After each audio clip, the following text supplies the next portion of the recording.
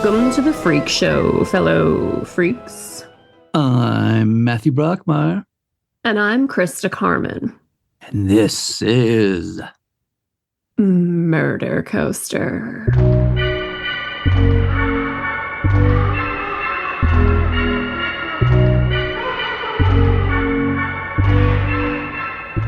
Ladies and gentlemen, we present to you one of the wildest and strangest tales of gaslighting, manipulation, abuse, torture, and murder in modern history.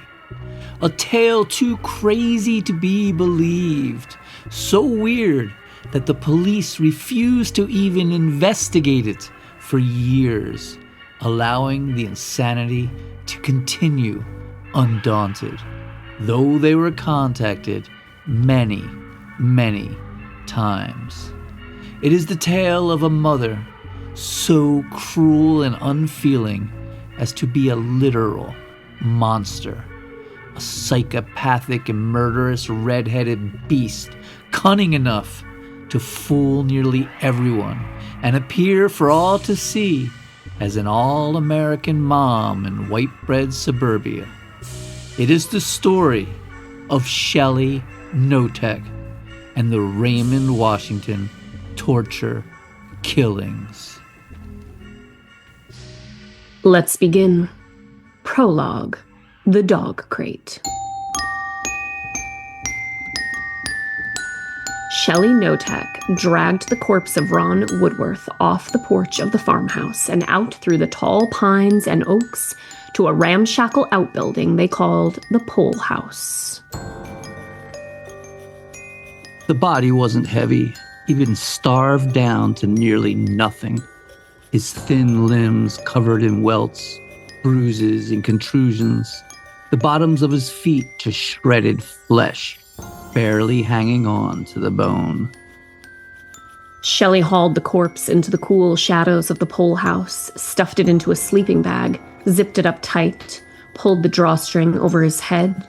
His hair, once proudly long and kept in a ponytail, now crudely hacked off. Heaving the body up, she managed to lodge him into a broken freezer and slam the lid shut to keep the stink from leaking out, thinking that all she needed now was to get her no-good piece of shit husband down here to incinerate the body like he'd done to the others. When she got back to the farmhouse, her youngest daughter, Tori, 14, began to pester her about Uncle Ron. Where had he gone? Was he all right? Questions that irked her mother. Shelly had loved her daughter, Tori. She'd been the special one, the good one, hadn't turned on her like those other two girls, the traitors. But now Tori, too, was becoming an ingrate like the rest of them. She needed to be taught a lesson, to be punished. Look at that dog cage, Shelly barked at her daughter. Filthy. It's absolutely filthy. I told you to clean it. Now get in there and clean it. Tori sighed, saying, "Yes, Mommy." She knew better than to ever disobey her mother. Tori took some paper towels and crawled into the cage, mopping at the puddles of urine, when Shelly came up behind her, kicked her into the cage, and slammed the door shut, locking it as she cackled, "That'll teach you. How does it feel to be treated like your precious puppy? You stupid little shit. You think a dog likes lying in his own crap? How do you like it?" Tori stared through the bars of the cage, weeping. "I'm sorry, Mommy. I'm sorry." Shelly Knotek then uncoiled a garden hose and began to spray her daughter down, the cage filling with a watery mess of dog shit and piss, Shelly hollering, "You're useless! Useless! A useless and ungrateful little bitch!" It was 2003, and Shelly Knotek had lived as a queen in a life of mayhem, torture, lies, abuse, gaslighting, and murder. But little did she know, her reign of terror was coming to an end, as three sisters were about to gather and shock the world with the horrible story of their mother and the Raymond, Washington torture killings. Chapter 1: The Redheaded Stepchild.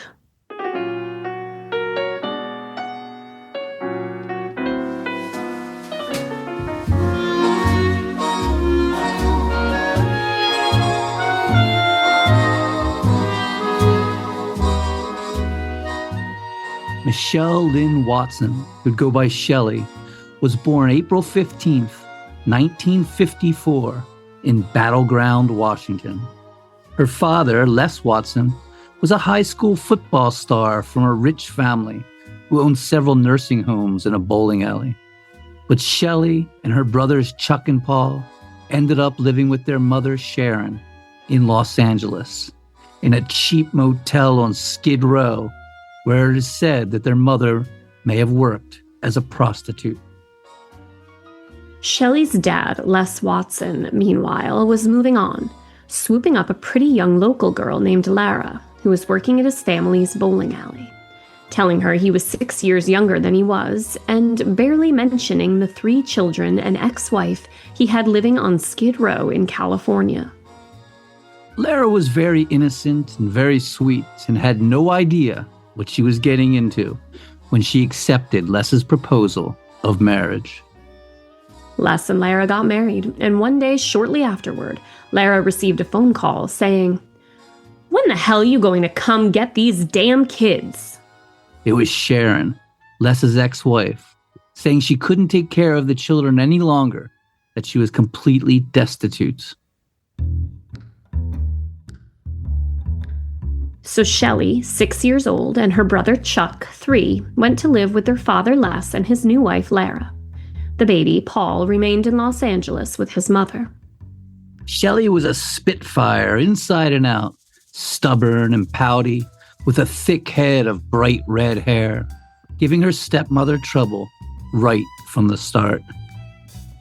Chuck was a feral wild child. He wouldn't talk and only communicated through Shelly. When hungry, he would climb up onto the counter and tear through cupboards, throwing their contents everywhere and stuffing mouthfuls of food into his face. Every single day, red-headed, mean-eyed, 6-year-old Shelly would look at her stepmother Lara and say coldly, "I hate you. I hate you so much."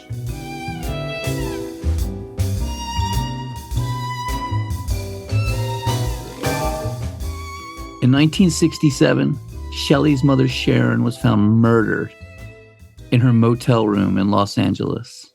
And Les had to travel down to California to identify the body and pick up his son Paul, who was now 6 years old.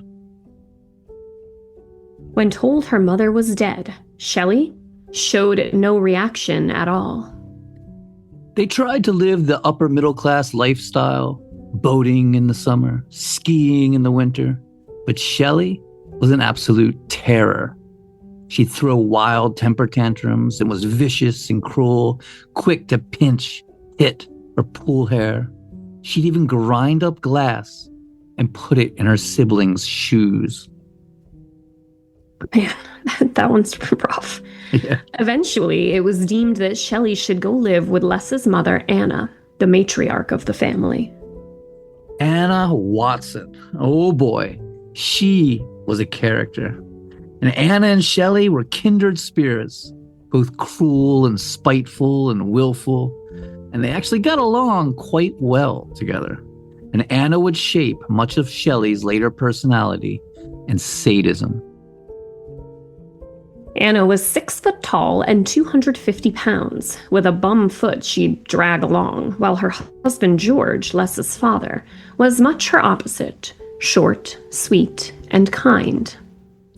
Anna dominated the family and the finances and made George sleep in a shed behind the house.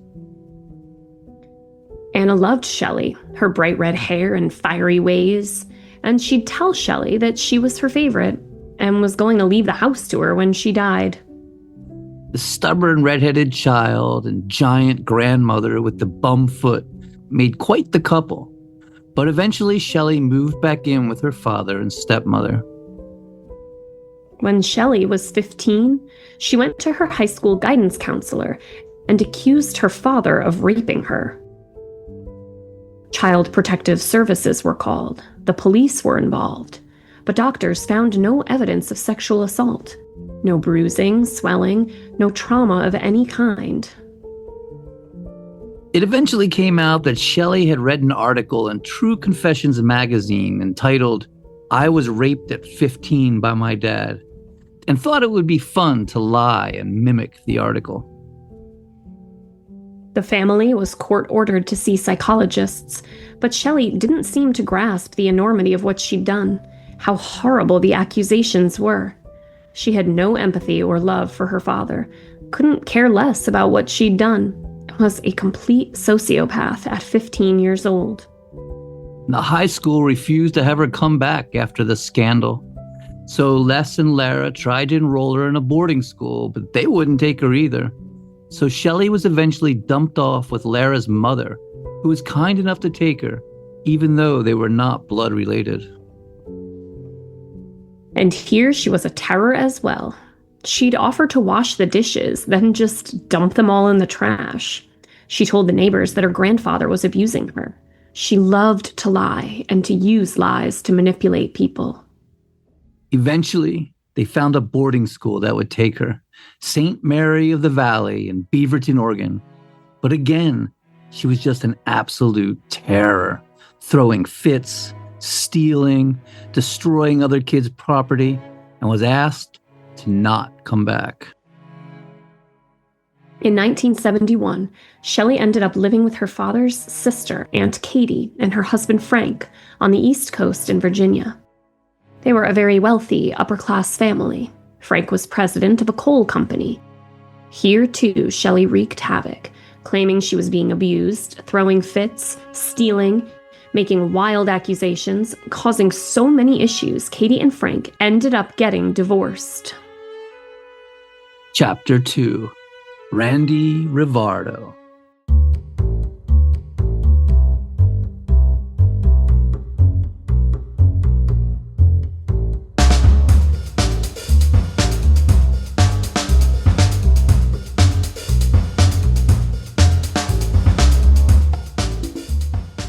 During that time Shelly lived in Virginia, she met Randy Rivardo.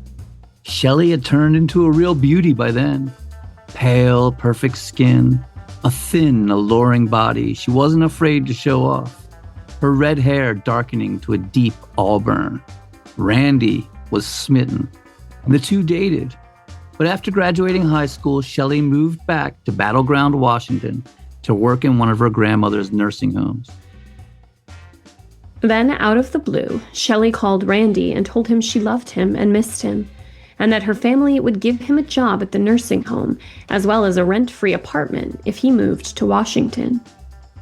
Randy was surprised by the call, but thought, what the hell? A beautiful redhead on the West Coast whose rich family was offering him a job and a free place to live? How could he turn that down? So he headed on out, with no idea what he was getting himself into.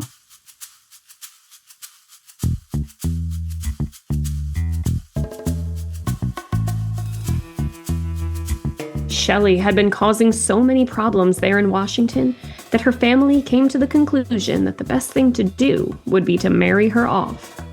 So as soon as Randy showed up, Shelly's family started pressuring Randy to marry her. Shelly wanted to get married, and what Shelly wanted, Shelly got. So a wedding was hastily arranged. They were both 19 when they were married in February 1973. He wore a pink tuxedo she had picked out for him. Randy's own family never even made it to the wedding. Later, it was discovered Shelly had purposely never mailed them invitations. What's worse, that she didn't mail his family invitations or that she made him wear a pink tuxedo? I don't know. I think those are kind of equal. One of Shelly's great powers was to alienate people, to cut them off. The newlyweds lived in a 40-foot trailer that Shelly's parents owned, though she constantly complained about it. While Randy worked at the nursing home, Shelly stayed at home watching soap operas. She adored soap operas. She didn't cook, didn't clean, just lounged about. In an effort to have her daddy buy her a house in town, she claimed the trailer was dangerous. And to prove this, she claimed a man had broken in and raped her. But after it was investigated by the police, it was soon revealed that she had made the entire incident up.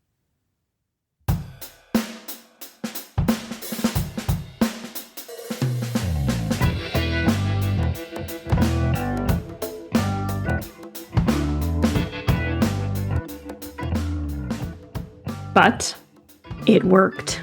Les gave in and bought her a house.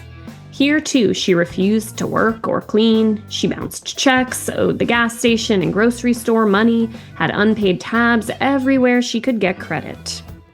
In 1974, Shelly discovered that she was pregnant, and Randy's parents and family came out to see them. But Shelly locked herself in her room and refused to come out. Shelly's first child, a daughter named Nikki, was born in 1975. Just as Grandma Anna had done, Shelly began refusing to let Randy sleep in the house and started making him sleep in his car. She'd arranged to have his paycheck sent directly to her and would immediately spend it all. She even forged his signature on a tax return check and spent it. Eventually, Randy just couldn't take it anymore and moved back to Virginia. Then Shelly dropped baby Nikki off with a relative and vanished. With Shelly nowhere to be found, Grandma Lara eventually took baby Nikki in. A year later, Shelly showed back up out of nowhere, acting as if she'd never left. Shelly and Nikki then lived together, and Shelly told her young daughter that her father had abandoned them and that her grandparents were cruel and uncaring. When Randy and his family would send presents to Nikki for Christmas and birthdays, Shelly would remove the tags and cards and give them to Nikki as her own. Shelly then hooked up with a guy named Danny Long, was soon pregnant again, and got married for the second time on June 2nd, 1978, having Samantha in August, a stunningly beautiful child with blonde hair and blue eyes, who would always be Shelly's favorite.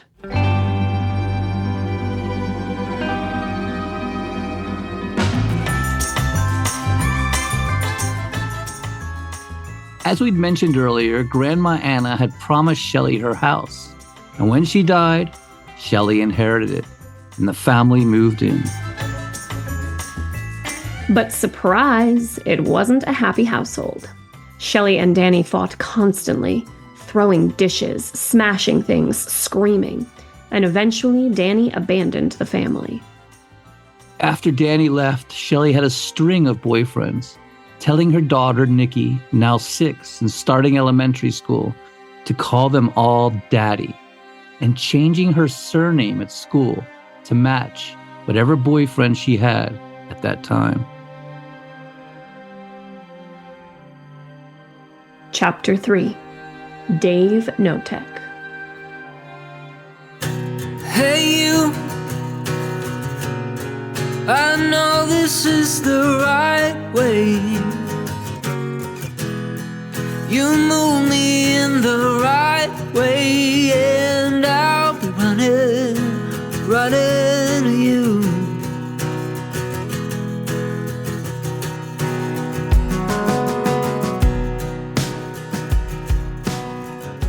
Then Shelly met Dave Knotek, who'd be the love of her life and stick with her till the bitter end.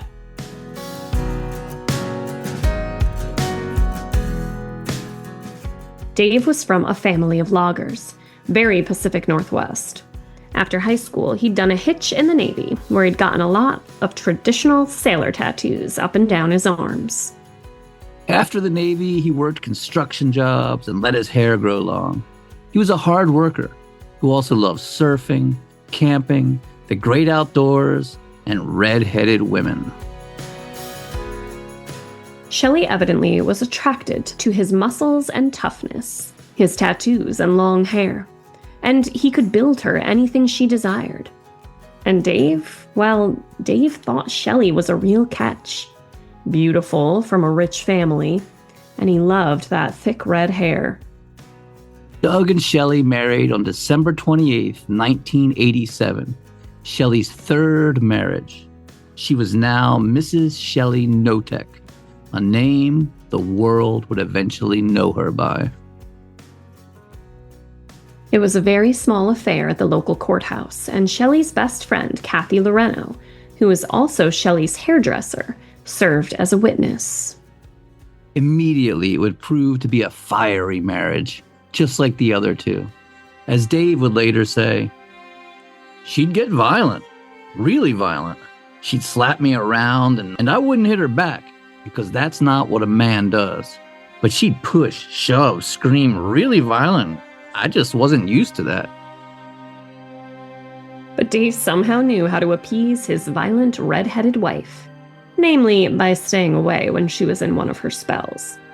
He kept a sleeping bag and pillow in his truck, and when she started in on one of her crazy fights, he'd just leave until she cooled off.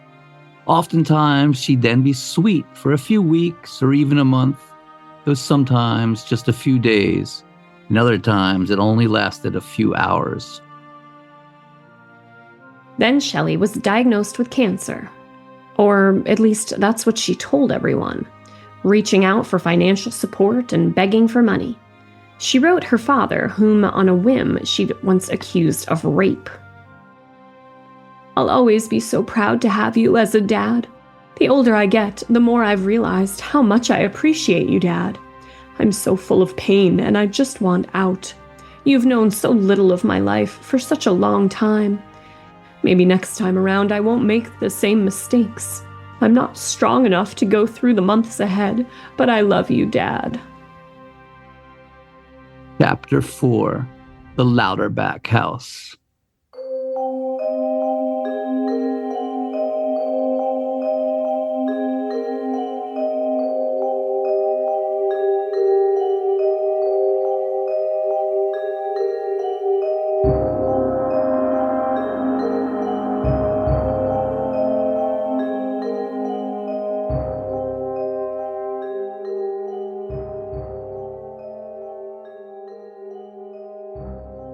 Just like with her previous husbands, Shelly had Dave's paycheck mailed directly to her, and she'd immediately spend it in an all-out crazy splurge. In debt to everyone and unable to afford the land taxes or mortgage, they eventually lost Grandma Anna's house and moved into a large craftsman in Old Willapa, which they called the Louderback House.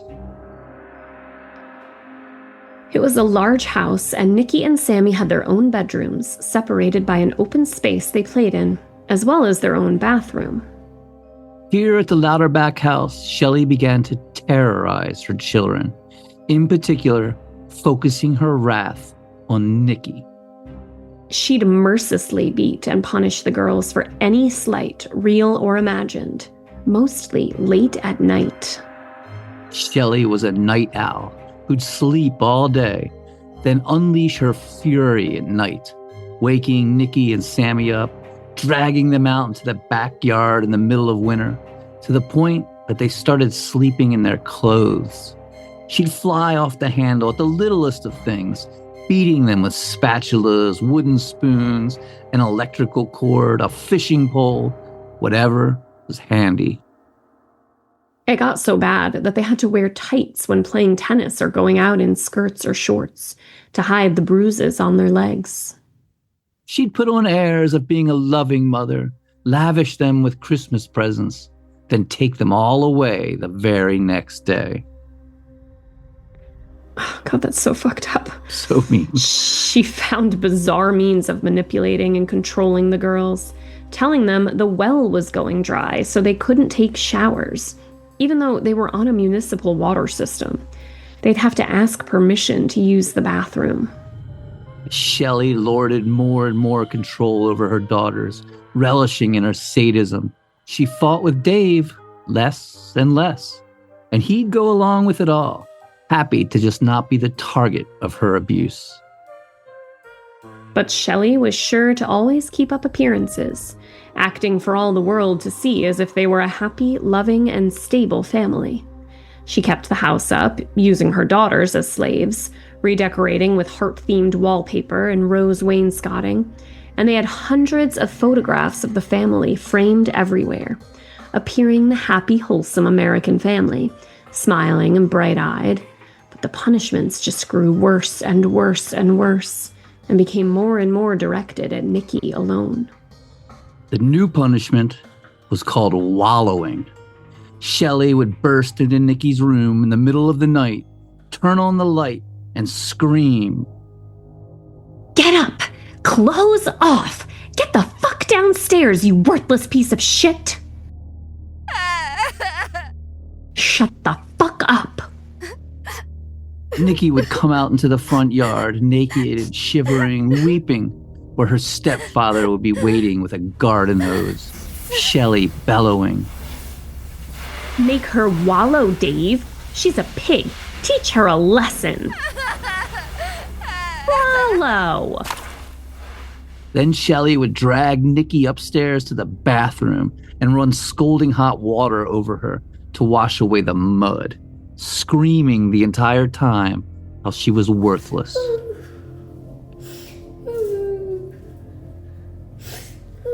Eventually, all of Shelly's anger, wrath, and sadism became focused on Nikki alone. Once, she locked Nikki in her closet for days, giving her a bucket to relieve herself in. Sammy says she felt guilty that her sister was singled out for these brutal punishments, but was also relieved that it wasn't her. Sammy became the golden child who could do no wrong. Shelly began calling her Sammy Jo, after the character in the television drama Dynasty, played by beautiful Heather Locklear.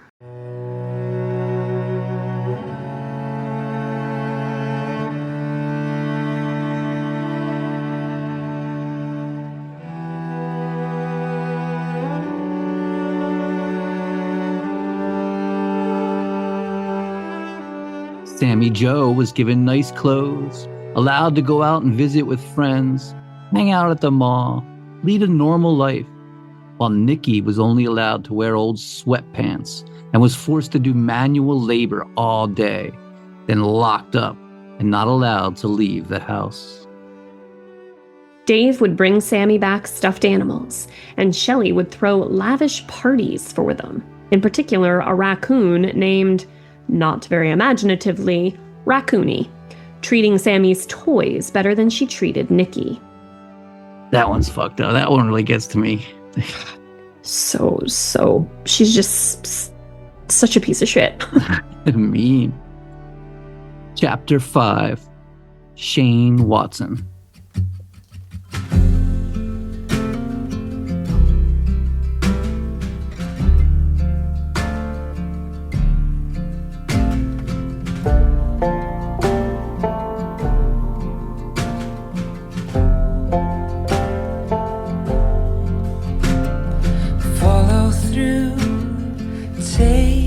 Time you move like water and taste like wine. You're holier than I am, holier than I am. Gentle hands, gold-lit eyes. I am a man made of borrowed time. You're holier than I am, holier than I am.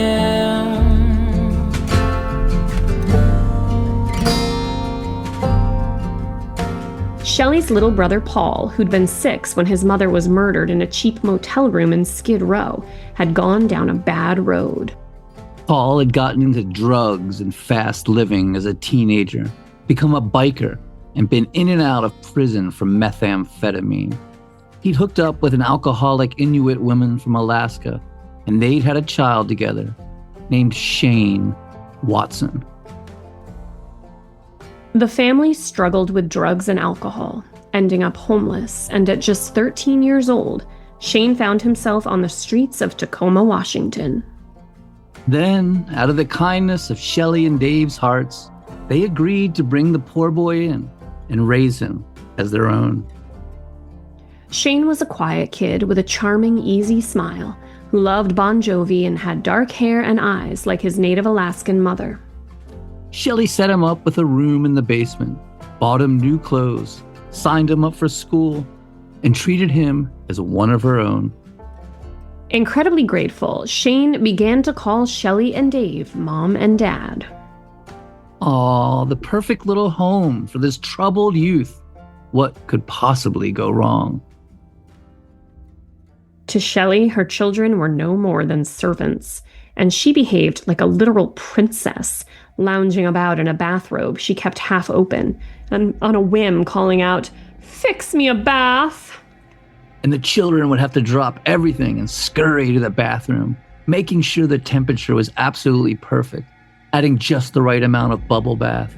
If it wasn't absolutely perfect, there would be hell to pay. Shelly proceeded to make Shane into her personal slave, giving him endless lists of chores. If he failed to accomplish them all perfectly, she punished him by taking away privileges, like his pillow, then his blanket, then his entire bed, forcing him to sleep on the hard basement floor. Then his shower privileges were revoked.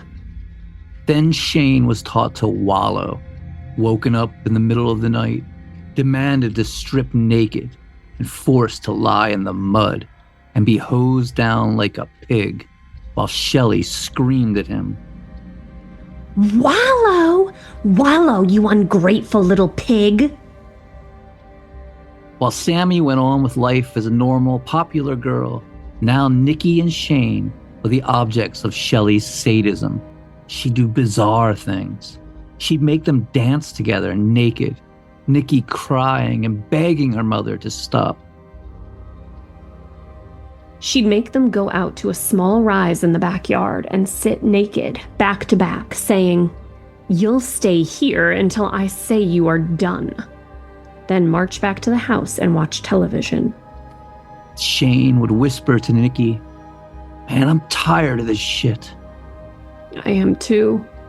This is completely fucked up. I really hate your mom. I do too.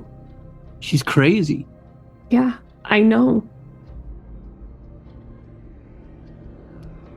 Chapter 6. Kathy.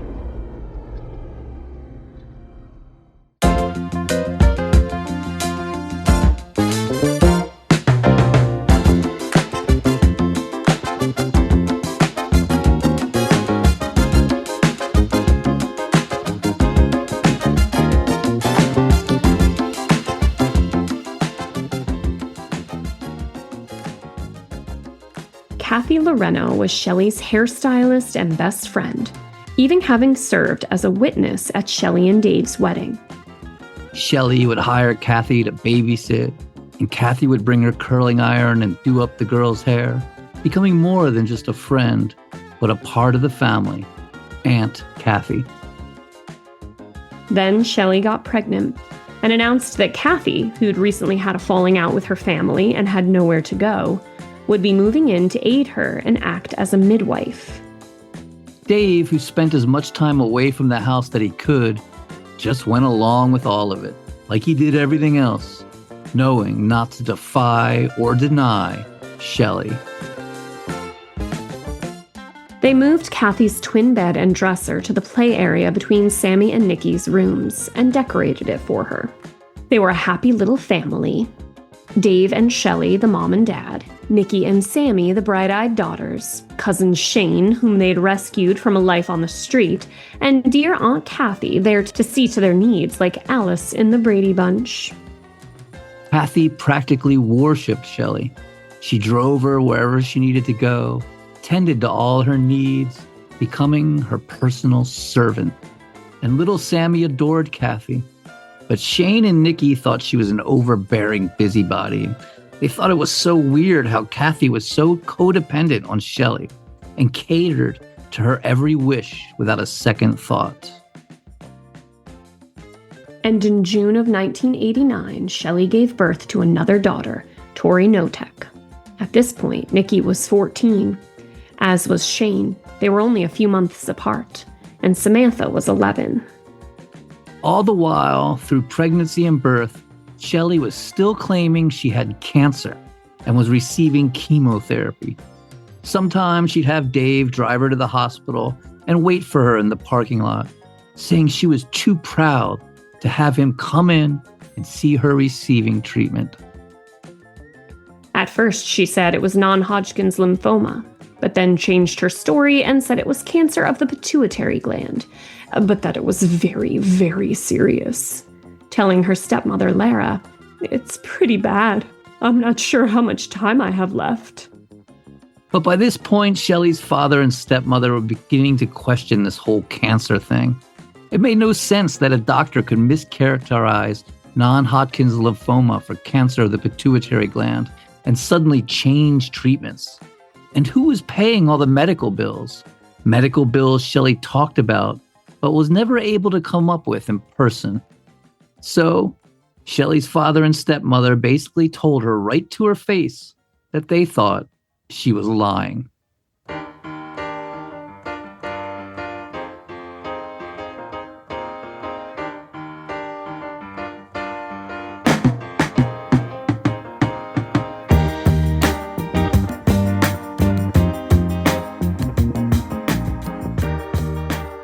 Having Kathy being in the house added a lot of levity and fun. She was tall and boisterous, such a presence. She played softball in the local league, went to church on Sundays, was always telling stories that made the girls laugh. But slowly her spirit began to diminish. No matter how hard she worked, it wasn't good enough for Shelly. And Shelly became meaner and meaner to her friend. If Shelly found a dirty dish in the sink, she'd grab an electrical cord and beat Kathy with it, hard, making her cry. Then Shelly would tell Kathy it was her fault, that she hadn't wanted to hurt her, but she had to do it, saying, "Please, don't make me do that again." Then Kathy would apologize and promise to do better. Shelly would hug her, then slip her some anti-anxiety medication or a heavy-duty muscle relaxer. Shelly had pills of all sorts: lorazepam, NitroQuick, atenolol, Altace, Paxil, Prozac, Xanax. She saw multiple doctors, each of them blindly prescribing her whatever she claimed she needed, until Shelly had her own little pharmacy. Watching Kathy become a meek, docile slave struck Nikki and Shane dumbfounded. They couldn't believe it. Kathy was a grown woman who could leave anytime she wanted. Shane saying to his cousin Nikki, "Your mom is a freak, and Kathy is stupid for putting up with her." Totally, Nikki would agree, totally.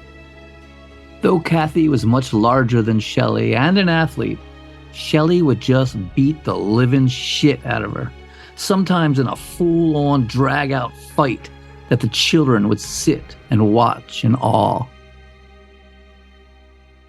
The kids would also watch Shelly gaslight Kathy, accusing her of things she didn't do, like stealing a lemon meringue pie, a pie Shelly had ordered Nikki to place under Kathy's bed.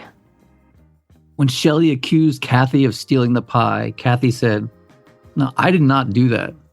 Shelly replied, "You don't remember doing it, Kathy. That's what you mean. You don't remember doing it." No, I didn't do that." "Kathy, you know I love you." "I love you too." "Then you need to believe me when I tell you you did it." "But I don't remember." "Right, of course you don't." "I would know." "Kathy, I found the lemon meringue pie under your bed this morning." "I didn't put it there." "You mean you don't remember putting it there? You're sleep eating. That's why you're not losing weight. I can hear you at night." "I'm sorry. I'm so sorry." "And last night, you were sleepwalking naked in Shane's bedroom." "I wasn't. No, I was not." "You were, Kathy. You were. This has to stop. I don't want that kind of thing going on around here. I would never do that. I promise. You don't know what you're doing, Kathy. That's why you need to be punished.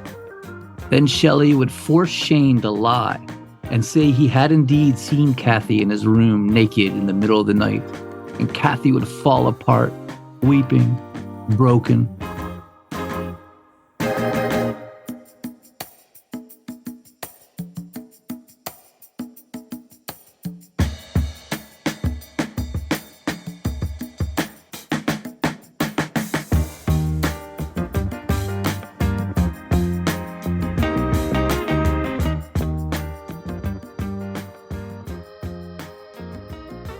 The abuse grew worse, physically and mentally.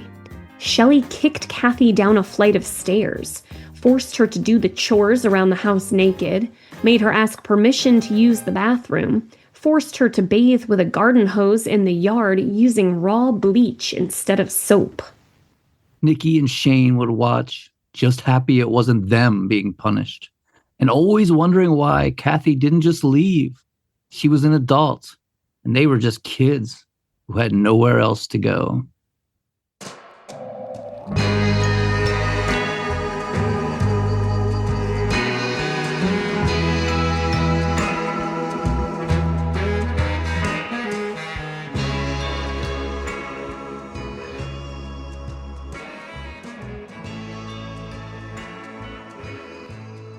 Kathy began to lose a lot of weight. She suffered from malnutrition. Her hair began to fall out. Her teeth rotted. Shelly eventually cut nearly all of Kathy's hair off, insisting the rest of the family tell Kathy how cute her new bob looked. It was no bob. She looked like she'd escaped a lunatic asylum. The crazy thing is, Kathy had gone to beauty school, was a hairdresser. She had to know somewhere inside her that she looked like a bruised, battered, starved woman with hacked off hair. As punishment for some perceived transgression, Shelly would force Kathy to sit outside naked in the snow, shivering and sickly. The family would go camping and they'd take Kathy as their personal servant, making her ride in the trunk. And she just went along with it. After that, the trunk became Kathy's place in the car. They'd haul her to the laundromat in the trunk to wash their clothes. Slowly, all of Kathy's possessions began to disappear, even her bed, until she was stripped down to a few meager pairs of clothes and a mattress. Then Shelly moved Kathy down into the 5-by-8-foot oil furnace room, and the mattress disappeared as well. Kathy's mother was getting heart surgery and began to call the house looking for her, and Shelly told her that Kathy was off with a trucker named Rocky, and that Kathy wanted nothing to do with her, further alienating Kathy from her family. And Shane's punishments were getting more bizarre as well. Nudity had always been a tactic, but Shelly was taking it to new levels. She'd have Shane stand naked in a corner, then duct tape his hands behind him and rub icy hot on his penis. Years later, Nikki and Sammy couldn't even remember what he'd done to receive such an awful punishment. Shane began running away, at first just hiding nearby in the woods or the neighbor's woodshed, but each time venturing out further and further away. Once they searched for days and finally found him on the streets of Tacoma, Shelly somehow coaxing him back, always telling him how much she loved him. For Shane, who barely knew his mother and who'd been abandoned by his father, the lure of a loving family and caring household were always too much to resist. Chapter 7. The Farmhouse.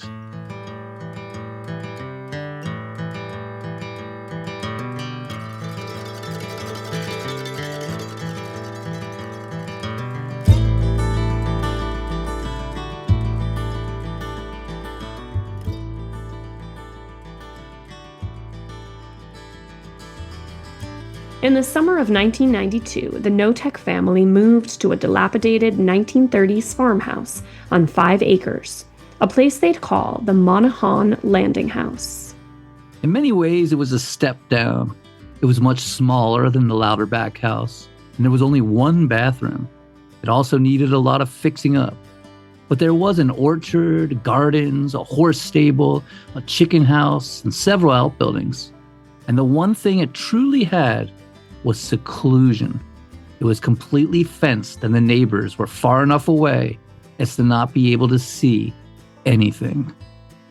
Shelly would always say, "Privacy is very important to our family." There were only 3 bedrooms.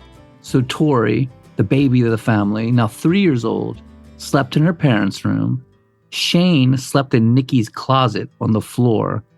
Kathy slept on the floor in the dining room. And Sammy Jo, the golden child, of course got a room of her own. Dave spent most of his nights in a tent at his job site rather than to come home. When he was home, he always sided with Shelly in whatever bizarre drama was going on, and meted out whatever punishments she demanded he give, often beating Kathy, Nikki, and Shane, kicking them as Shelly held them down, or helping duct tape them and scrub them with bleach. Shelly put them all to work, painting, redecorating, landscaping, and Shelly had a hot tub installed, which only she was allowed to use, of course. And the abuse continued unabated. Kathy, forbidden from using the bathroom, would be bathed by Shelly outside using a garden hose and bleach. The bleach would just be dumped on her bruised and battered body. Then Kathy was forced to sleep in a 4-foot by 4-foot shack they called the pump house, on a dirt floor, naked. At first, it was just for a few days as punishment, but each time she was sequestered there, it lasted longer, eventually for weeks, padlocked in the dark. At one point, Sammy brought her some pillows, which made Shelly irate, screaming, "We want her to get better. We don't want her to be comfortable. She has to figure this out and understand why she's being punished." Of course, the only thing to figure out was that Shelly was a full-on sadist and psychopath who delighted in administering pain, and there was absolutely no reason for Kathy to be punished. It grew too much for Shane, who decided to release Kathy, unlocking the shack and opening it, telling Kathy that Shelly was out shopping and now was her chance to run, get away, leave, go, escape. But Kathy refused to leave, saying, "If I leave, she'll just find me. You know that."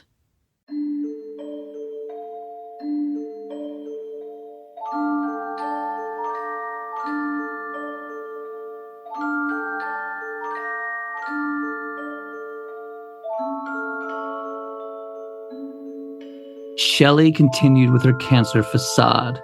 Sometimes she'd shave her eyebrows and apply white grease paint to make herself look sickly, badgering relatives to help her with all the medical bills she claimed to have, though she was never able to show any actual bill to anyone, including her husband.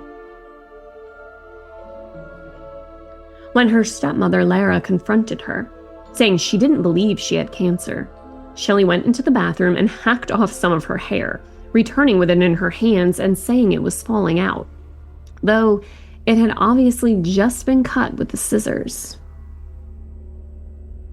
And the treatment of Kathy grew worse and worse, sicker and more depraved.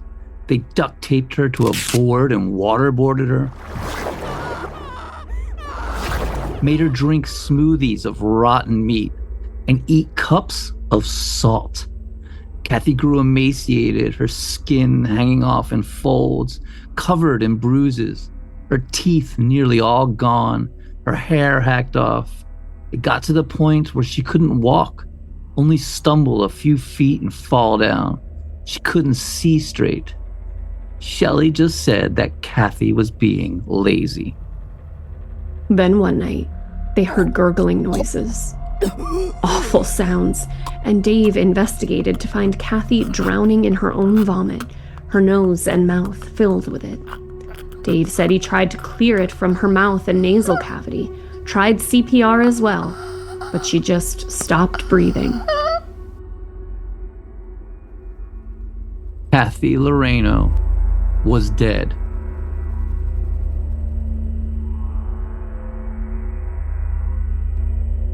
"We need to call an ambulance," Shane said. "There's no point," Shelly stated coldly. "She's gone. This isn't going to destroy this family." While Dave stayed behind, Shelly gathered up the kids and took them to a hotel, allowing them to bathe and swim in the pool, which was a great luxury for them. Meanwhile, Dave dragged Kathy's corpse to a fire pit he'd converted into a cremation chamber, having retrofitted it with sheets of heavy-gauge tin and steel to hold the heat in.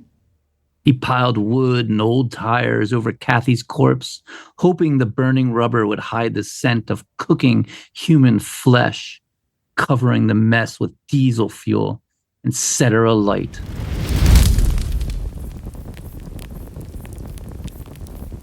It took 5 hours for Dave Knotek to cook Kathy Lorenzo down to ash and bone, which he then scooped into 5-gallon buckets and hauled to Washaway Beach, and dumped into the tide to be carried out to sea.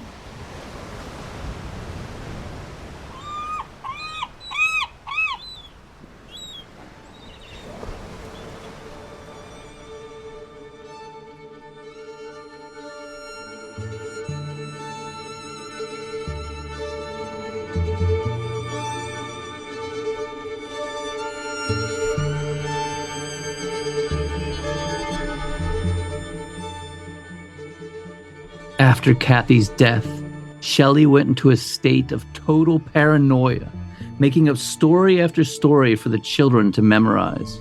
First saying that Kathy had committed suicide, then that she'd run off with a trucker named Rocky. She even made the children pick through the burn pit looking for any missed piece of bone. Then Shelly began to think the neighbors knew something, had seen something, smelled something.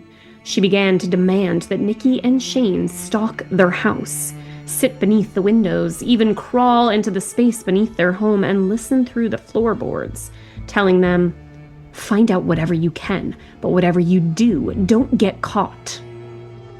Despite being insanely paranoid, Shelly kept a small bag of Kathy's ashes and bones beneath her bed as a memento of her old best friend.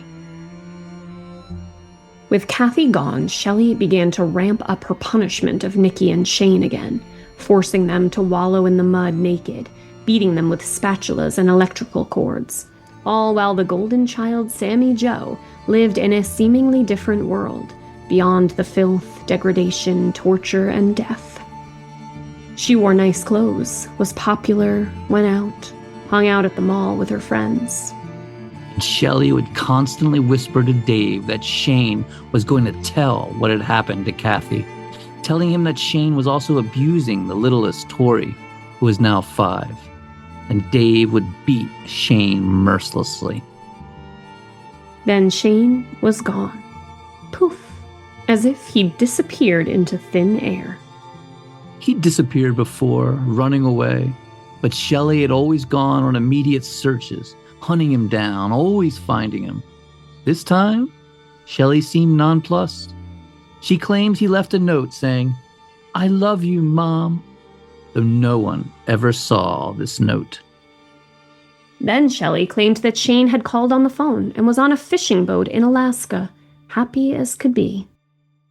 The truth was, after being badgered and badgered by Shelly, Dave had finally just shot the teenager and burned his body in the fire pit, dumping the bones and ashes in the ocean, just as he'd done with Kathy.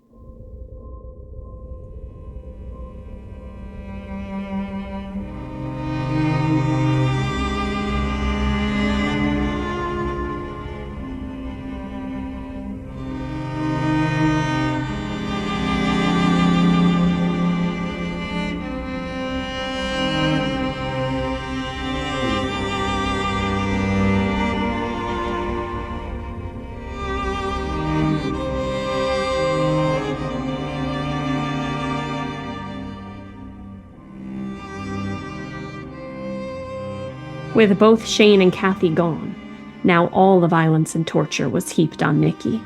She'd be forced to sleep outside with no clothes, and began stashing blankets and warm coats in the chicken house, which Shelly discovered.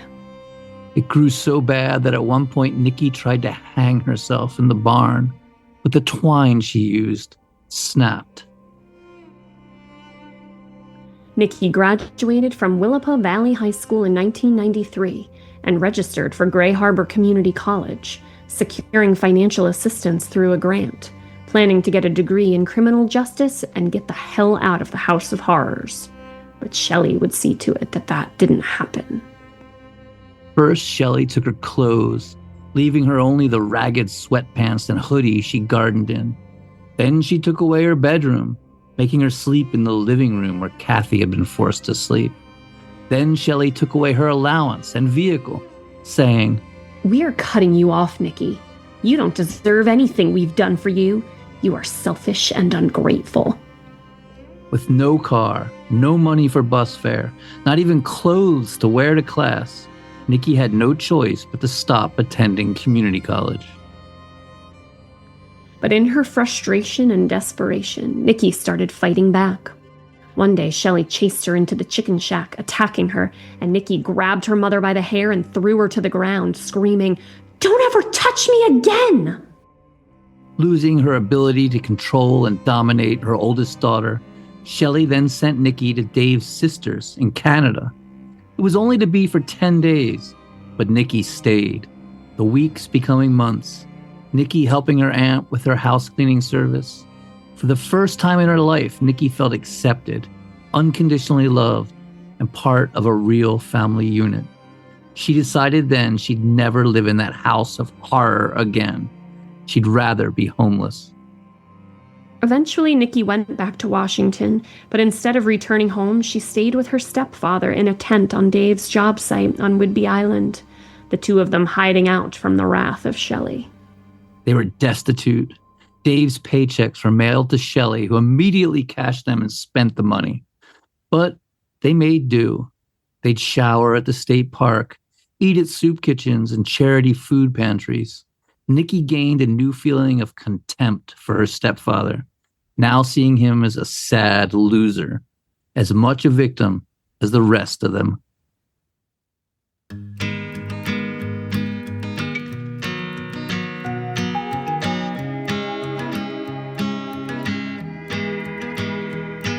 You try to burn me down, but my spirit just refine like a phoenix from the ash. Find my strength from within. I am stronger than before. I know, let it go.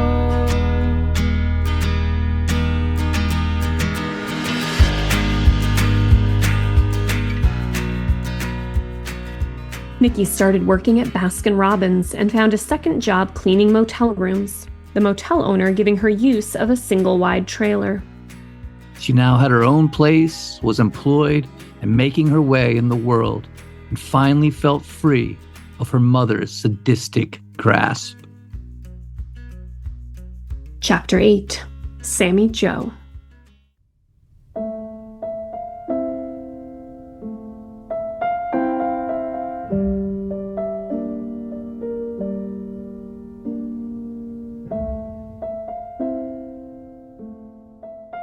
With Nikki gone, the power structure in the house changed yet again. Sammy Joe, beautiful, blonde, popular, who'd always been the favorite, now began to suffer the abuse. And Tori, now 7 years old, became the new princess. Sammy had always done well in school, but now Shelly began to steal her homework and burn her school books. Sammy, unused to being locked outside, forced to bathe with a hose, beaten for any perceived infraction, went and told her guidance counselor what her mother was doing to her. The counselor believed her and took it very seriously. But when the school said they were calling Child Protective Services and having her and her sister removed from the home, Sammy backpedaled, worried her little sister would end up in foster homes, so Sammy relented and told them she'd made it all up, that everything at home was fine. In 1997, Sammy graduated high school and managed to escape the house of horror, moving in with her grandma Laura for the summer, later saying it was the happiest time of her life. When Nikki heard Sammy was at Grandma Lara's, she headed right there. The sisters hadn't seen each other in over a year and had a heartfelt reunion. Sammy couldn't believe how good Nikki looked, healthy and clean. Shelly had always hacked off Nikki's hair, but now it was long and curly. And she was dressed nicely in new jeans and a cute pullover, not forced to wear nothing but filthy and tattered sweatpants. She didn't look starved and had no bruises. And the biggest change of all was that she was now confident and happy. Nikki got a job as a nurse's aide, where she was truly appreciated. After all she'd been through, she could do the grossest jobs with ease. Change colostomy bags and empty bedpans. Change bandages, not minding it a bit. When Shelly eventually learned that Nikki and Sammy were staying with Grandma Lara, she was both irate and beyond paranoid, telling Dave they had to do something, that the girls would rat them out for murdering Kathy. So Dave began stalking the girls, following them everywhere. A rock was thrown through the ice cream shop where Sammy was employed. Then Sammy saw her stepfather lurking at a summer camp where she was working as a counselor and confronted him, the two sitting down to talk. Dave told Sammy that she needed to come home, that Shelly's cancer was worse than ever. She was desperately sick and needed her daughter. Sammy told him right to his face that her mother didn't have cancer, that the ruse was ridiculous. She'd been saying she had cancer for 20 years now, never able to show any proof whatsoever. After all this time, Shelly would be dead or cured. Dave insisted Shelly did have cancer, though he admitted he'd never gone to a treatment with her, never talked to a doctor, or never even seen a medical bill. Sammy just sighed and said she wasn't coming back, and that was that, to forget it. And finances continued to pile up for Shelly. The phone company, the water department, all threatening to cease service. Shelly now began telling collectors that Dave had had a heart attack, that her daughter had multiple sclerosis, anything she could think of. When parking and speeding tickets led to her car being impounded, Shelly wrote a letter to traffic court saying, "This has been a hard year for me. My daughter has cancer. I need to take her in for treatment in Olympia twice a week. I left my job to be with her. My daughter is everything to me, and she depends on me. I am not a criminal." And amazingly, the state of Washington believed all this bullshit, granted her a hardship pass, and returned the car. The house had already been remortgaged to the hilt, but somehow Shelly secured a personal loan for $36,000 and went crazy spending it as fast as she could. She wrote 30 checks in one day at the Aberdeen Mall. Then the checks started bouncing, so she just got a new bank account. Shelly then began getting loans in her daughter's names, racking up tens of thousands of dollars in debt using their Social Security cards. Chapter 9. Tori.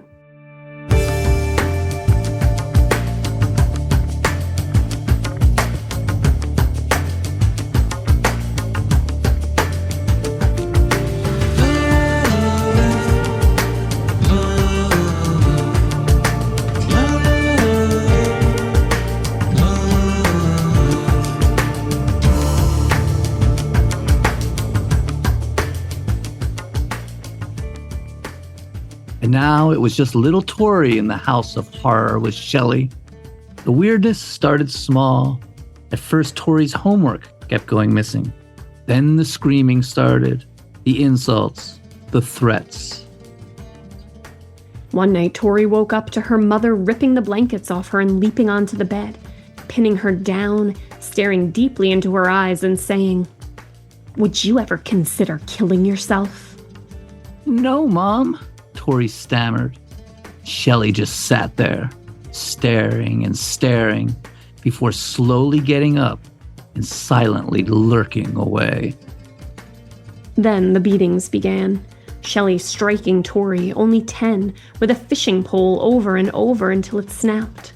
And then she took Tori's clothes, and for weeks she wore only a dirty pair of Winnie the Pooh overalls and a Tweety Bird shirt to school.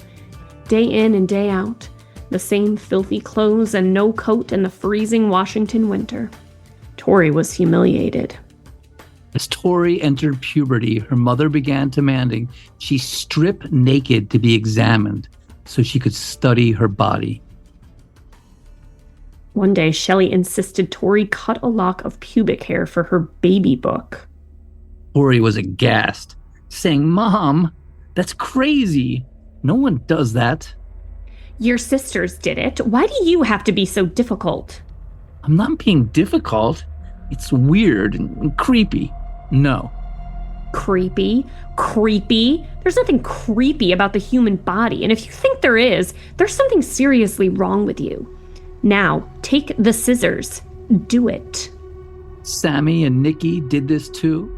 That's right. Even Nikki, who was nothing but trouble.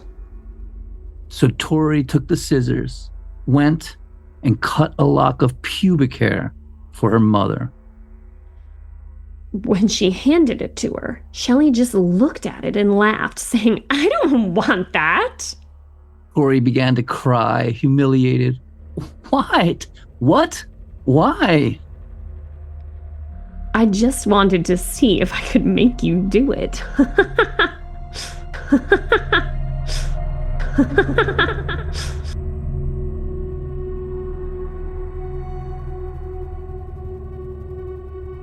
For me, one of the craziest things about all this is that Shelly was dead sober.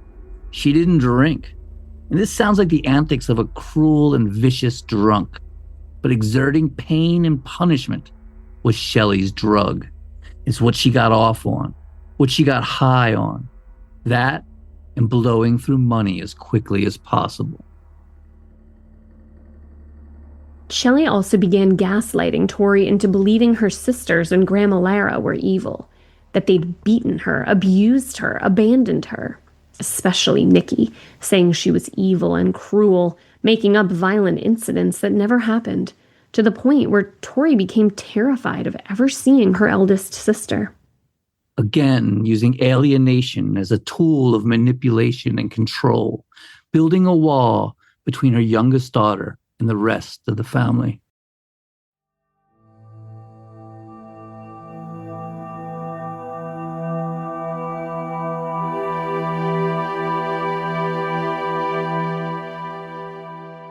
Sammy was now going to Evergreen State College and living in the dorms, and regularly talked to her mother, unlike Nikki, who refused to speak to her at all.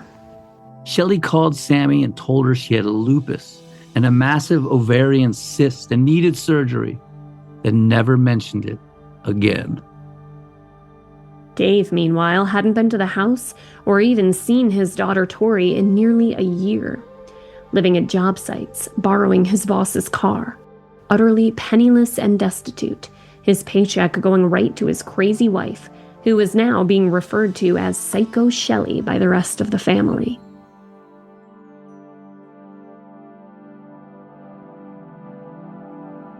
Chapter 10. Ron Woodworth.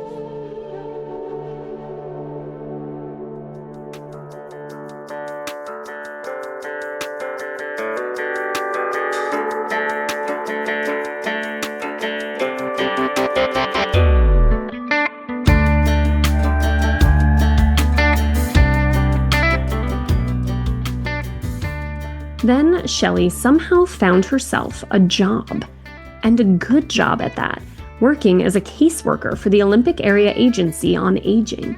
And it was here that she came across Ron Woodward. Ron was an older, gay hippie, an out-of-work copy editor, and licensed caregiver with thinning hair he kept in a ponytail, a slight beer belly, who enjoyed wearing earrings and bracelets.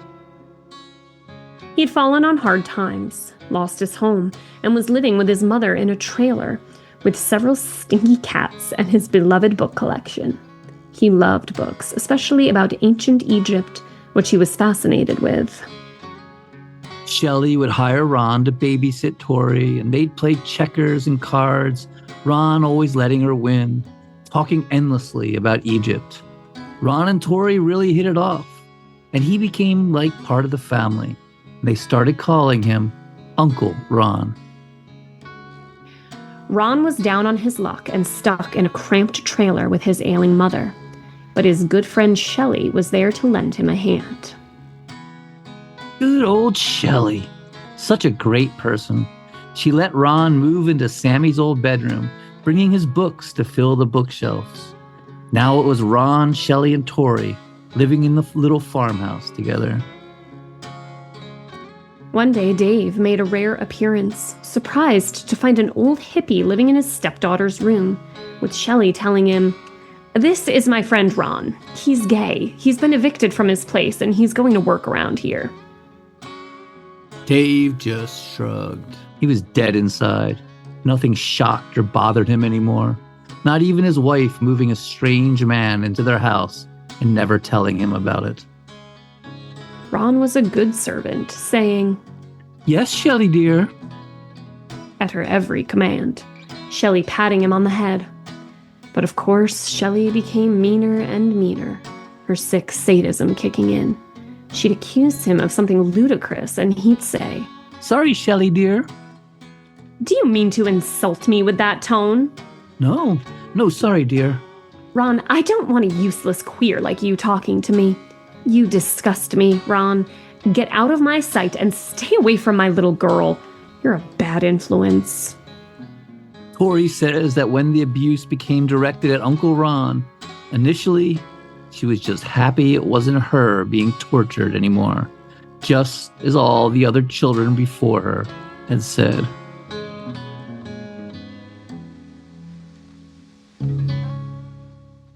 First, Shelly told Ron he wasn't allowed to eat with them, that he was only to have dry toast and water and eat it on the floor. She began feeding him handfuls of strange pills. She moved him out of the bedroom. All of his beloved books disappeared.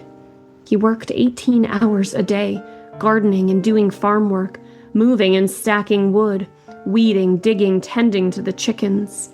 He wasn't allowed to go to the bathroom indoors, wasn't allowed to bathe. All the old power moves she'd used before and gotten so good at, this time using his homosexuality as a way to exploit and demean him, saying, "I won't have a queer using my bathroom." Every once in a while, Shelly would sit Tori down and ask her if she remembered her Aunt Kathy. But Tori had just been a small child back then. She remembered once seeing photographs of Kathy holding her as a baby. She couldn't really remember her at all. And Shelly would ask her, "Has anyone asked you about Kathy? "No, Mom." Someone at school? A neighbor?" "No one, I promise." Then at work, Shelly was starting to be seen as a liability, as a caseworker. Can you believe that? She'd tell clients they didn't need to take their medication. She'd steal from them and then claim they'd given her the items in question as gifts. She fabricated her time card, was chronically late. On May 9th, 2001, she was put on formal probation, and on June 19th, she was officially fired. Afterwards, the company wondered how she'd ever been hired to begin with. Ron's mother had gotten rid of all the cats he'd left at the trailer, which broke his heart. And, spurred on by Shelly, Ron wrote letters to his mother saying he hated her because of it and wished she was dead. The letters grew more and more bizarre. At one point, he wrote a letter to his brothers and sisters saying he was changing his name and moving to Seattle so that his elderly mother would never be able to find him, leaving them with Shelly's phone number as the only form of communication. Ron was now completely estranged from his entire family. Chapter 11, Psycho Shelly.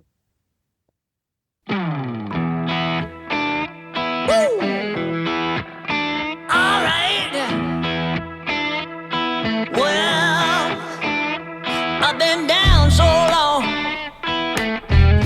that my mind can't get no rest. No, no. I've been down so long that my mind can't get no rest. No, no. This ain't easy, darling, 'cause the devil's on my trail. I've been running so long that my feet don't work no more.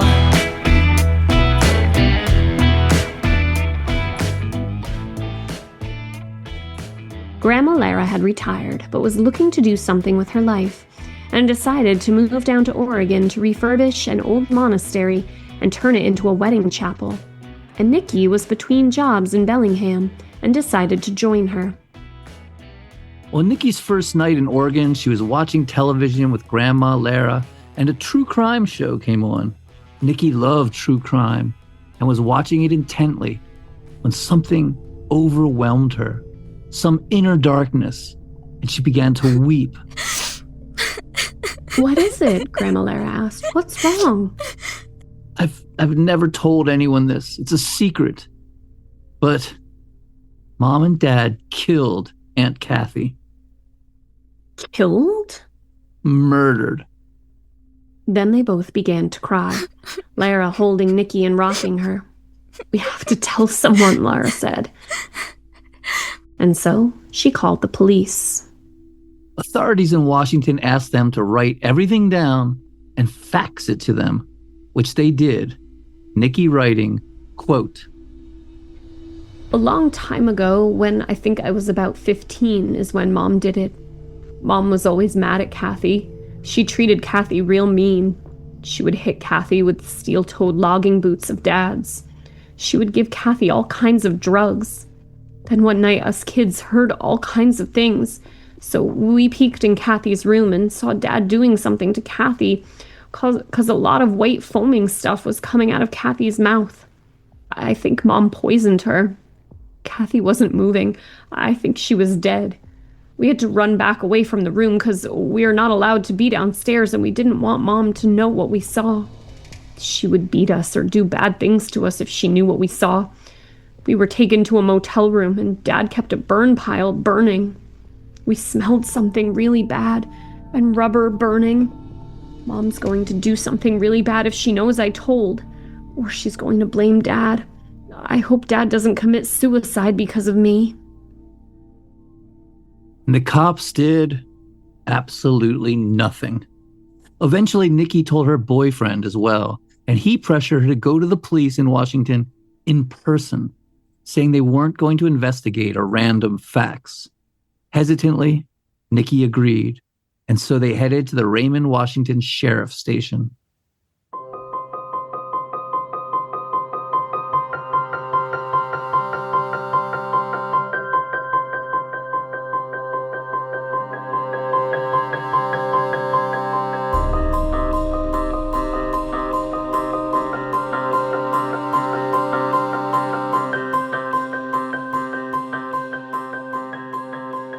As they were on their way to the sheriff's, Nikki's phone rang.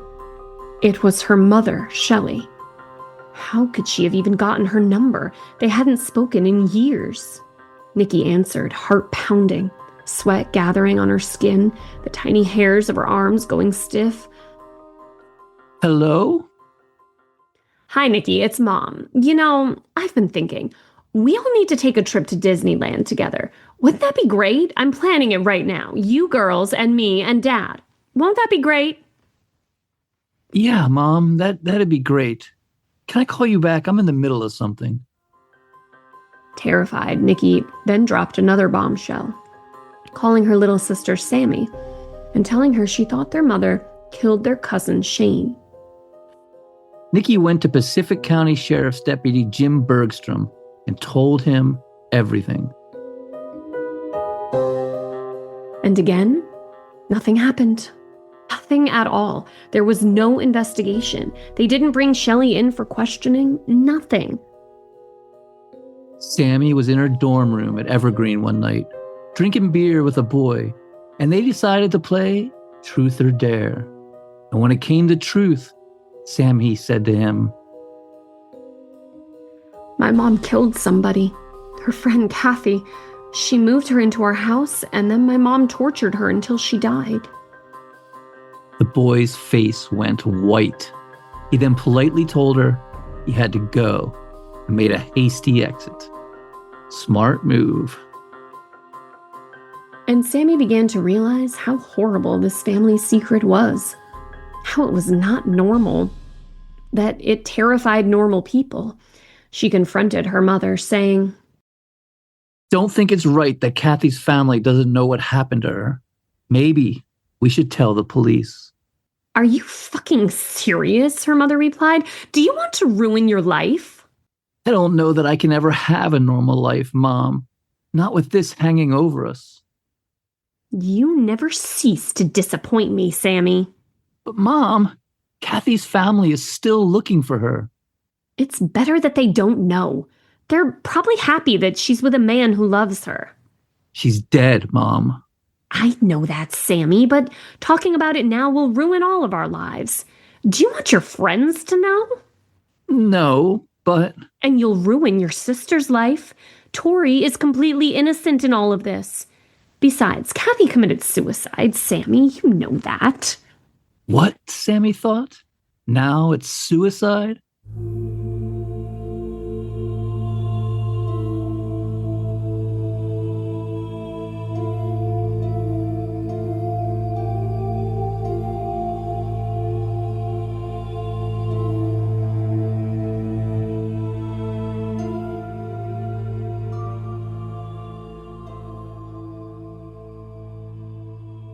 Ron, meanwhile, like Kathy before him, was losing weight, growing sickly. He was at Shelly's literal beck and call. She'd scream out, Ron! And he'd have to drop whatever he was doing and run to her, shouting, I'm coming, Shelly dear.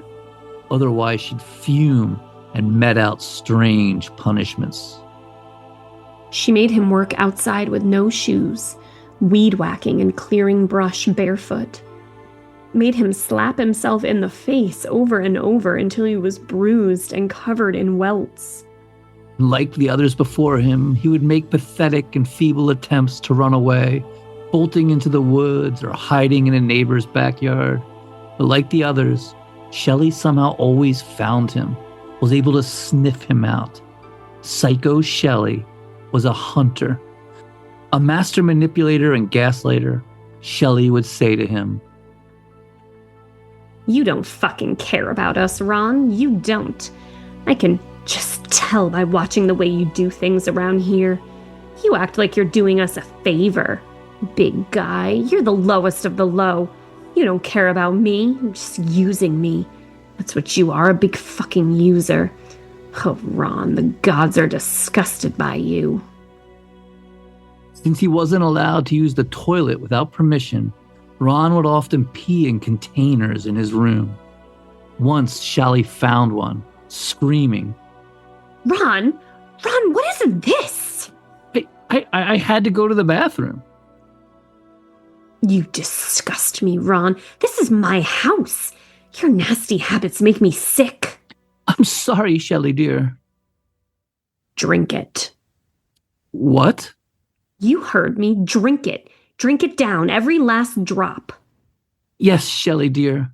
Whatever you want. Chapter 12. Mac.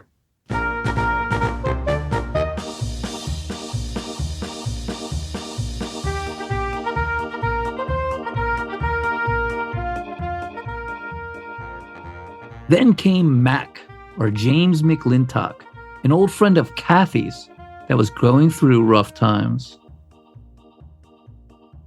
Mac was an elderly World War II veteran, 86 years old, who needed care. So Shelly sent Ron, who was a registered caregiver, to take care of him, making Ron sleep in Mac's basement on the floor.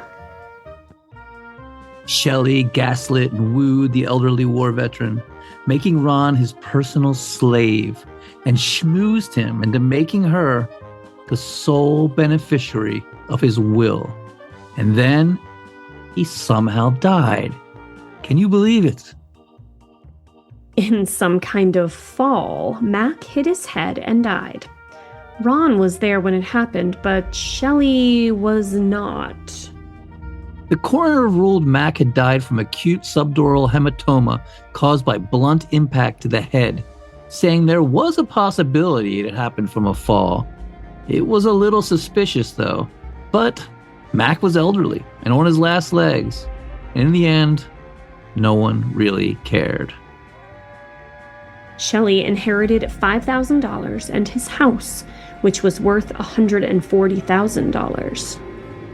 Afterwards, Shelly started calling Ron a murderer, even telling Tori, that man killed Mac. She tormented him endlessly, hacking off all his hair, including his beloved ponytail he was so proud of, forcing him to eat all manner of muscle relaxers and anti-anxiety medication, starving him. When his teeth fell out, Shelly declared that dentures were too expensive and he'd have to go on a liquid diet. But one person who found it suspicious that Mac had died while in Shelly's care was Grandma Lara, who again called the police to tell them her suspicions. They again told her they'd look into it and did nothing. At this point, Lara had called the police multiple times. Life just went on. In May of 2002, Nikki got married in the monastery Lara had remodeled. Shelly was not invited, which struck some family members as odd, for no one knew what was going on in that family. All of it was still a crazy secret.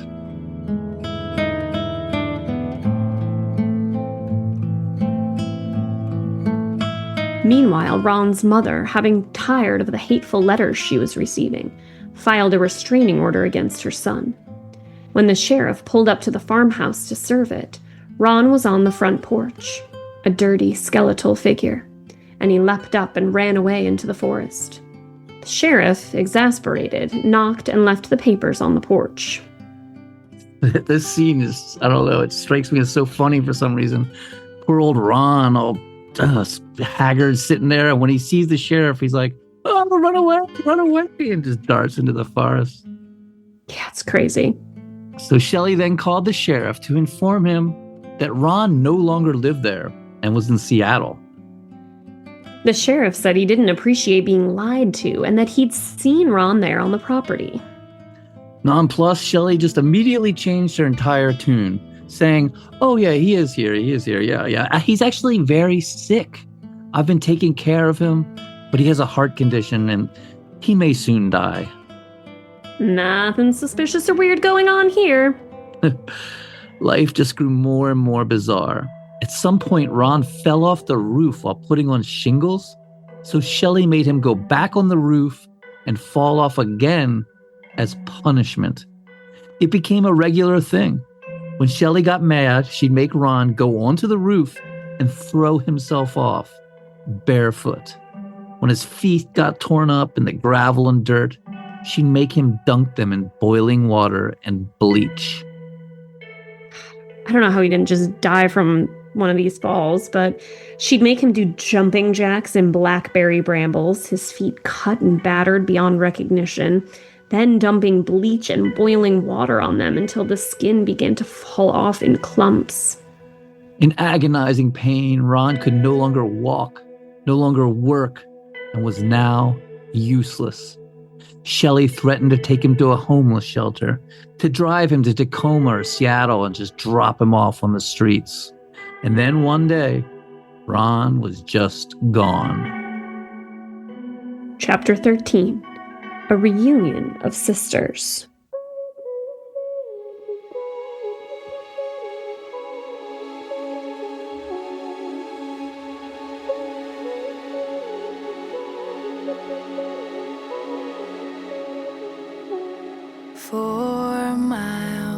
That's all that we got left now. Before the road will run out. Before it's time for goodbyes.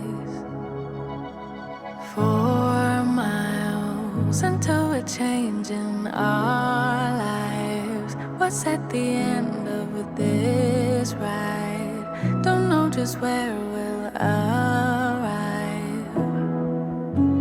But you could be there feeling like yourself. I could be there, be somebody else. We could be alright. You could be there feeling like yourself. I could be there, be somebody else. We could be alright. No looking back, eyes on the road. Only thinking about where we're supposed to go. Don't have a map, just go with the flow. There's certain things we're not supposed to know. 4 miles, that's all that we have left now. That's all that we had. It was all coming to a head, though Shelly did not realize it. Ron was dead, wrapped up in a sleeping bag in a back shack. Shelly claimed he'd either died of suicide or heat stroke, and enlisted Dave to help dispose of the body, saying he'd just died on the back porch, but she couldn't call an ambulance because of the bruises and burns and cuts and welts that covered his body from head to foot. They'd somehow blame her for it all. But they needed to get Tori out of the house for a few days while they figured out what to do with Ron's corpse. So Shelly decided to take her to Seattle to stay with her sister Sammy, which would end up being Shelly's undoing. Dave was unable to burn the body like he'd done with Kathy and Shane because there was a burn ban in effect due to the dry summer weather and fire danger. So he went the traditional route and buried him deeply in the backyard, careful to hide any evidence of a hole. In Seattle, Sammy decided to hold a sisters reunion, bringing Nikki out to see her little sister. Nikki and Tori hadn't seen each other in many years, and Shelly had filled Tori's head with so many awful lies about her older sister that Tori was actually frightened of her. But the sisters ended up having a wonderful reunion, going out to Olive Garden, and eventually, after they returned to Sammy's apartment, they began to discuss the abuse, and Tori confessed that Shelly was abusing her as well, and she thought their mother may have even murdered Uncle Ron.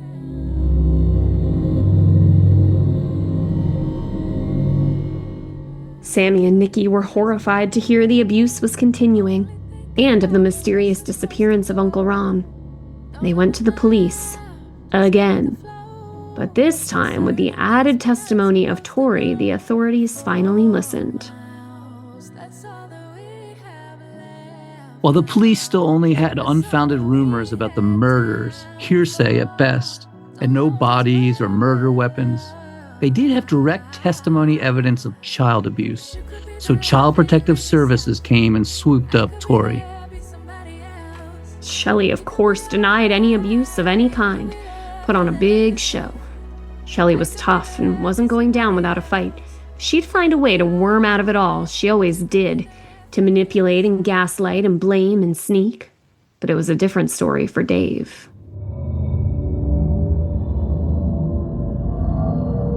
Dave was brought in for questioning and was just tired and broken.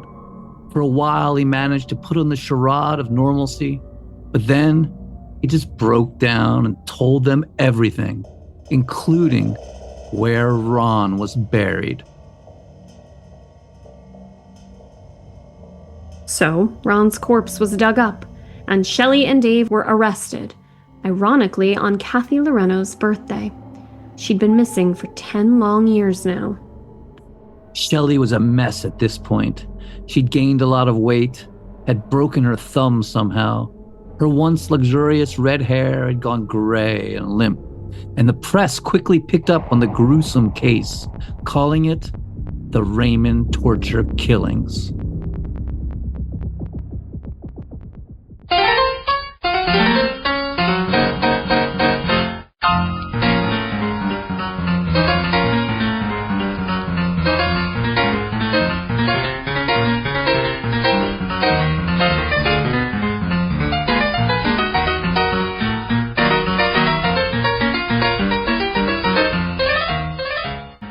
It was splashed across headlines and cable news, but the truth was there was very little proof of anything. The bodies of Kathy and Shane had been completely obliterated, and an autopsy on Ron couldn't prove exactly how he'd been killed or by whom.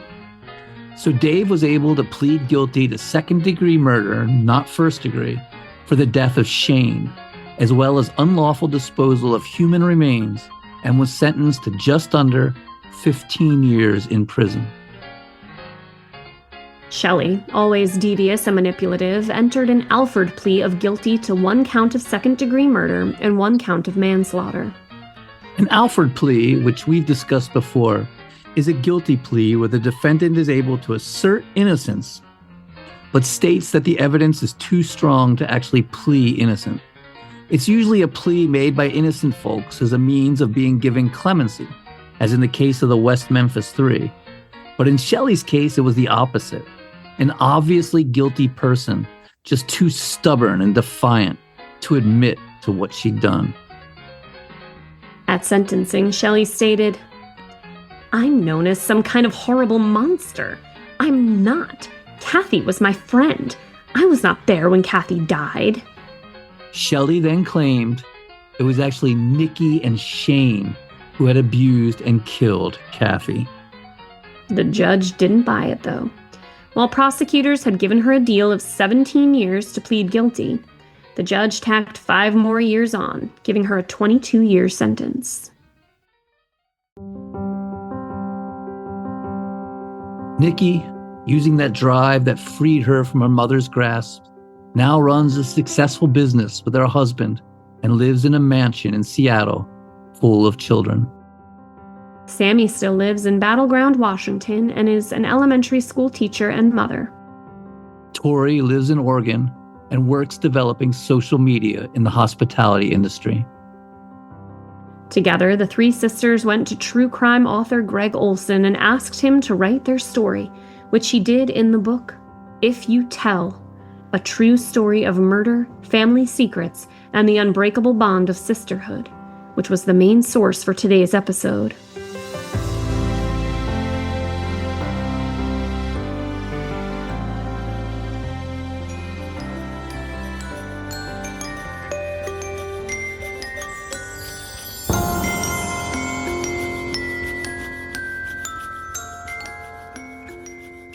Dave Knotek was released from prison in 2016.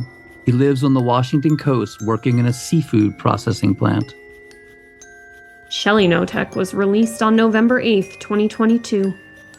She still claims that she was completely innocent of all the charges, and she still says she has cancer. And that, ladies and gentlemen, is the story of Shelly Knotek and the Raymond torture killings. Thank you so much for listening. And do you have a story you'd like us to cover? Did we get something wrong? You just want to say hi? You got some music you'd like us to play? Let us know at murdercoasterpodcast@gmail.com. That's murdercoasterpodcast@gmail.com. We will catch you next week. Bye. So long.